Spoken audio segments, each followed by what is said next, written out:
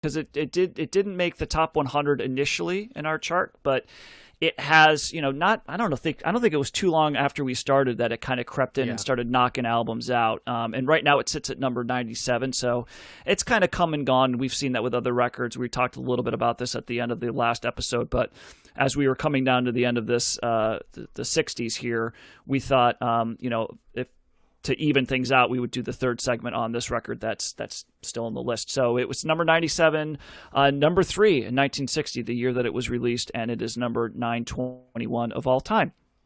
So a little bit about Etta James. She did not have the most pleasant upbringing you could possibly imagine. She was born, I believe it's James Setta Hawkins on January 25th, 1938 in Los Angeles. Her mother, whose name was Dorothy, was all of the age of 14 when she gave birth to Etta James. Yeah. Her father was never officially identified, but Etta James always suspected that he was none other than Rudolph Minnesota Fats Wanderone, who was a professional pool player, one of the best pool players in the, the world, I guess. Yeah. So, yes. So Etta James's mother was actually fairly absent when she was growing up. So Etta James was mainly raised by several foster parents. She began vocal training at the age of 5 from a gentleman named James Earl Hines, and he was one of the people that would be abusive of James in her childhood. He would actually, during her singing lessons, vocal lessons, he would strike her in the chest to force her to sing from her gut. And it actually, even though it was a horrible thing that he did, it actually it is kind of credited to her, to helping her develop an unusually strong voice at such a young age. So she was abused not only by him, but one of her foster parents, a guy that went by the name of Sarge. Sounds like a great, that did trouble right there. Raise any red flags in the application process there. But he would wake her up in the middle of the night after playing a bunch of poker with some buddies after getting drunk, and he would force her, sometimes beating her, forcing her to sing in front of his buddies. And this actually caused her to have some anxiety about singing on demand throughout the rest of her career. In 1950, she was taken to the Fillmore district of San Francisco by her mother. On this trip, she was introduced to doo-wop, and she was later inspired to form a group of her own called the Creolettes. And at the age of 14, she met musician-producer by the name of Johnny Otis, who took the group under his wing. He changed their name to the Peaches, and he also helped them get a record deal to Modern Records. And he was also the one that came up with the idea for Etta James to change her names to Etta James. So the Peaches recorded at least one successful song called The Wallflower, and this paved the way for them to getting opening slot on Little Richard's tour. But shortly after that, she left the Peaches, and in 1960, her contract with Modern Records ended, and she signed with Chess Records, and that's where this album came from. The co-founder of Chess Records, Leonard Chess, he envisioned James as a classical ballad stylist who had potential to cross over to the pop charts and soon surrounded the singer with violins and other stringed instruments, which you can hear on the record. And this album is her debut album. It's her highest-ranked album on Best Ever Albums. And it is noted for its varied selection of music, including jazz standards, blues, doo-wop, and R&B. Did you say the guy's last name is Chess from Chess Records? Yep. I did. I just assumed it was about named after the game and not that the guy's name was Chess. Unless the guy changed his name because he liked playing chess. I didn't read into him, but no, his name was Chess. So yeah. Funny. So here we go. Debut album, Etta James. A little different than what we've been talking about recently. So we'll start with John this time. What are your thoughts on this record? Dude, this is fucking fantastic. This is probably my favorite album we've covered, I think, of the entire 60s run. It's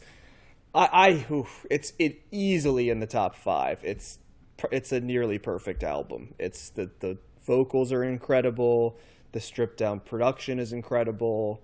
The fact that it was released in 1960 and sounds this incredibly good.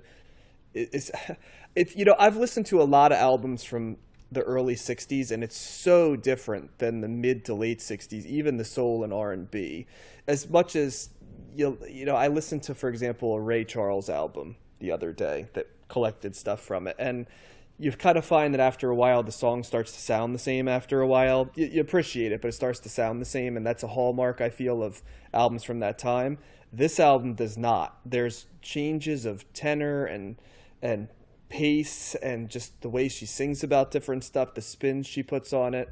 I loved this album. I love this album so much that I plowed into the bonus tracks without even realizing that they were bonus tracks. I love this album so much because it's a grand total with the bonus tracks of 39 minutes. If you take out the 5 bonus tracks at the end, it shaves off 12 minutes. So you're looking at about a 25-minute album, 26-minute album, I think, total. It's just incredible. There's not a single bad song on this album, including the bonus tracks. Everything sounds fantastic. I can't really go into too much detail like we did on the other albums because it's just a singer singing really good songs well. It's that Clive Davis approach. Like, why do you need to write your own stuff if you're an incredible singer? You know what I mean? Mm-hmm. There's professional songwriters and there's professional singers, and some people can do both. But for the most part, the best marriage is professional singers mixed with professional songwriters, because very few people are both, right? Some people are excellent at one and okay at another, right? But they usually would, in his mind, and I don't necessarily always agree, but in his mind, they're almost always better complemented by a professional songwriter. He was talking about Whitney Houston at that time, but this is a perfect example of it. Just writing incredible songs that are sung at the highest level possible. That's this album. If you just want to hear an incredible set of songs sung with like a virtuoso voice, at last you found this album. The highest recommend from me. Yeah, this album is pure pleasure. She has such a great voice, and she brings such a sexy, romantic vibe to all the songs that she sings, and even on the track listing, you get two sides of the same coin. So you get I Just Want to Make Love to You, which is pure like sex, and then At Last, which is pure romance, and the people dance to at their weddings, right? Yep. And she can do both. She has such soul when she sings, and you can tell on this album. It's like John said, every song is great. I love that I love when she does I don't know what the term for it is, but when she like kind of growls when she sings and like brings it up higher. I love that. It's like it's almost like a strength to her singing when she does that, and you just want to hear more from her. You got great covers on here, like Stormy Weather, which is a classic standard that I've heard from other artists and from movies and things. And it starts out really strong with Anything to Say You're Mine, which is a great song. And yeah, it's just great. It's concise. There's no bad tracks. And the production is really good. Like John said, that you get the strings in At Last, and they put her front and center, but they got a lot of tools to complement her on this album. Well, and you didn't even mention Sunday Kind of a Love, another standard that, it's been recorded about 9,000 times, I think, from different people. Yeah, but hers is among the best versions of it, if not the best.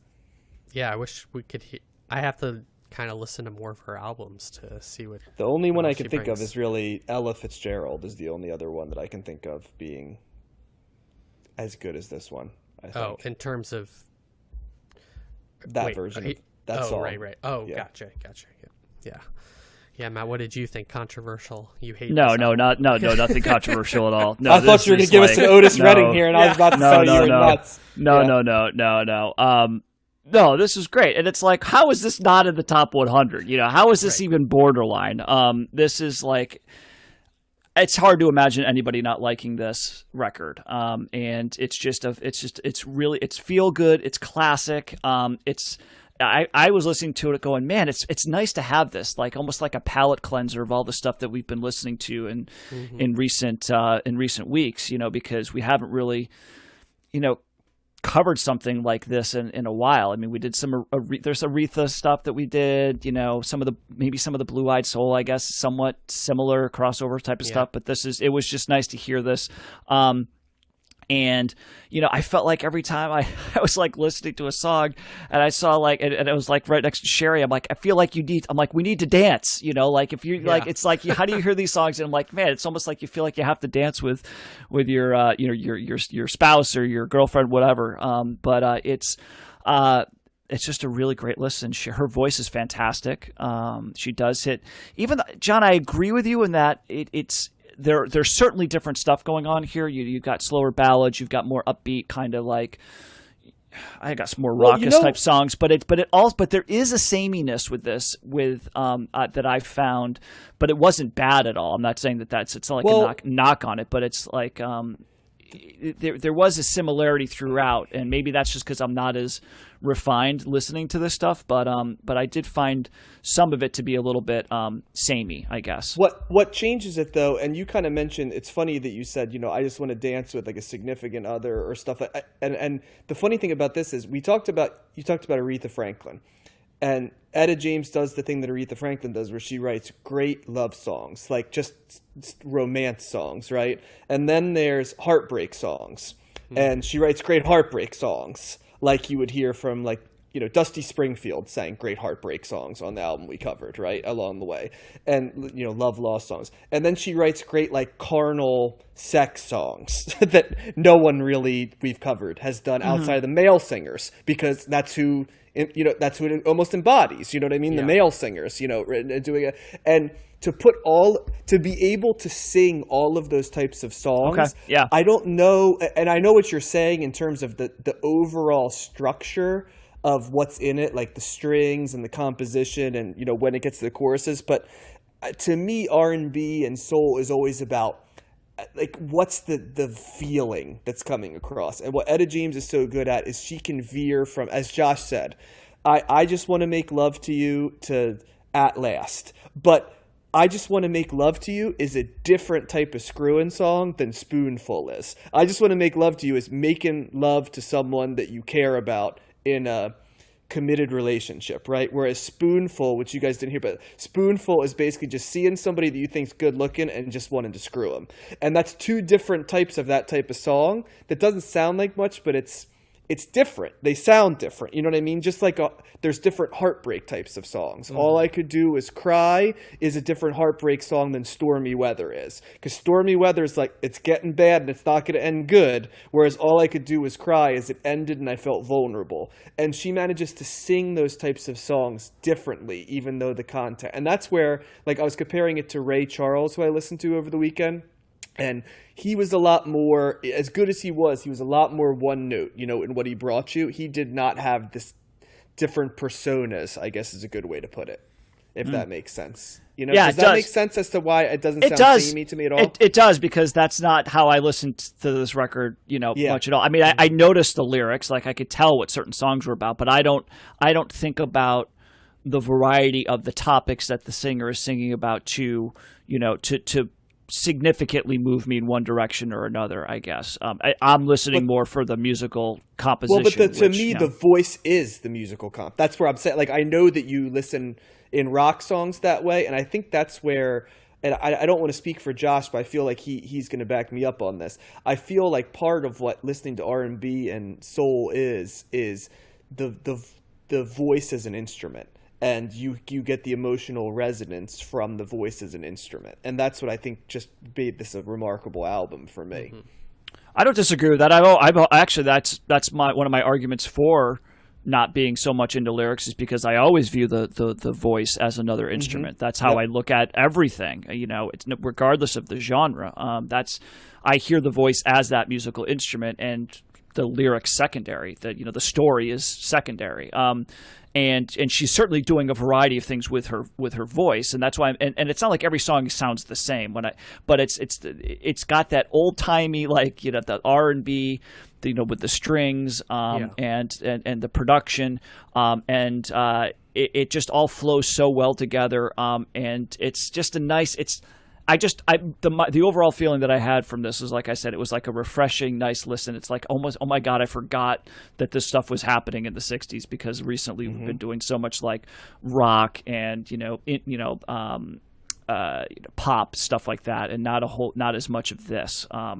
So I really appreciated that, and it was so good, and I forgot, and it also helped me to know that like, oh yeah, Etta James sang At Last, I Just Want to Make Love to You. I knew that from a Diet Coke commercial, right? Oh, right. That's how I knew that song. That's somewhat depressing, but understood idea. Yeah, I mean that's how some of these songs end up being like this ubiquitous thing on a commercial or on a TV show or whatever, and but that doesn't take anything away from it. It still sounds great. This is a lot of fun. Can I make mention of something else too? One thing that I think has to be mentioned is this is a songwriter who I believe is half African American, correct? Yes. Yes. We don't know who her dad is. Father, we don't know, but suspected to be Caucasian, right? And then mother African American. Was that?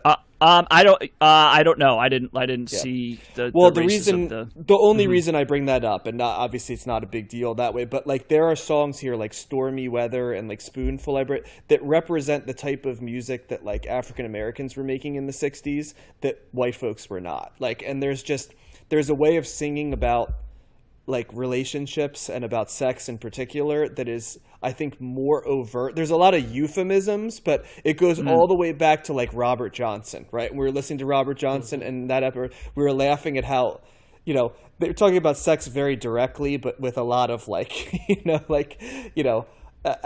allegories or just sort of like, kind of figurative language, and you see some of that in this as well, and it's a much more direct way of talking about topics that I think were still sort of off limits to pop artists in the 60s. And really it was not until rock music came that I think a lot of these topics started getting covered in the same way by white artists. Even sexually charged acts that were white were not singing songs that were necessarily as directly sexually charged as they were just performing in a way that's that. And that's another thing I want to bring up. Yeah. Well, this is one of the earliest albums that we've listened to. Most of the 60s is, 65 on for the top 100.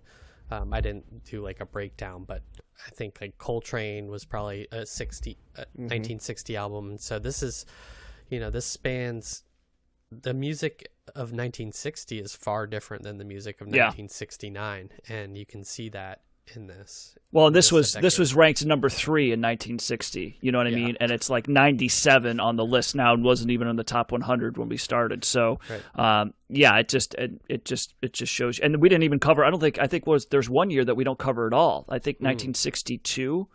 I don't think we had any records from 1962 on that we covered on at least on the top 100. But it's great. And she did many albums after this. I think I counted 29 total albums that, the last one came out in 2011. She was noted. I mean, and she ran with a bunch of, heavy hitters. Like she recorded with Elvis. Like I mentioned, she toured with Little Richard. There's rumor was that she dated B.B. King, for a time being, and he actually wrote a song about her called Sweet 16.